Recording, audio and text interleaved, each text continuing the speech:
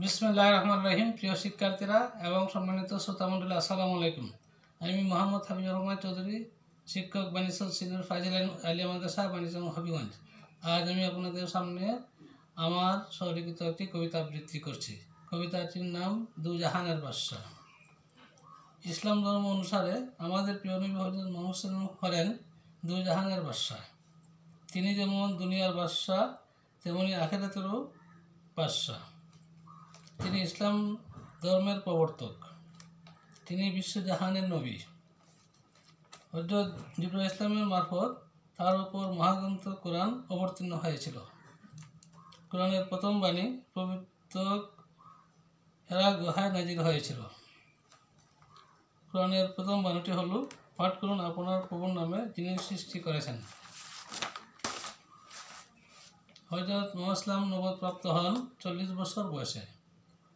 নবুয়তের প্রথম দিকে তিনি মক্কা ইসলাম প্রচার শুরু করেন, কিন্তু মক্কার অনেক লোকের বিরোধিতার কারণে মহান আল্লাহর নির্দেশে তিনি মদিনায় হিজরত করেন। মদিনার লোকেরা তাকে সাদরে বরণ করেছিলেন।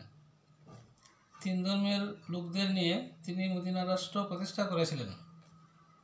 তার মদিনা সনদ রাষ্ট্র পরিচালনার জন্য পৃথিবীর একটি খ্যাতনামা সংবিধান। পরবর্তীতে তিনি মক্কা বিজয় করেন এবং তাতে ইসলাম প্রতিষ্ঠা করেন। আজ প্রায় সারা বিশ্বে সগৌরবে ইসলাম প্রতিষ্ঠিত হয়েছে। প্রিয় শিক্ষার্থীরা এবং সম্মানিত শ্রোতামণ্ডলী, আমি আমার কবিতাটি আবৃত্তি করেছি। আপনাদের যদি আমার আবৃত্তি ভালো লাগে, আশা করি মনোযোগ সহকারে শুনবেন। এই আশা রেখে এবং সবশেষে আপনাদেরকে আবারও সালাম জানিয়ে আমি আমার আবৃত্তি এখানে শেষ করছি।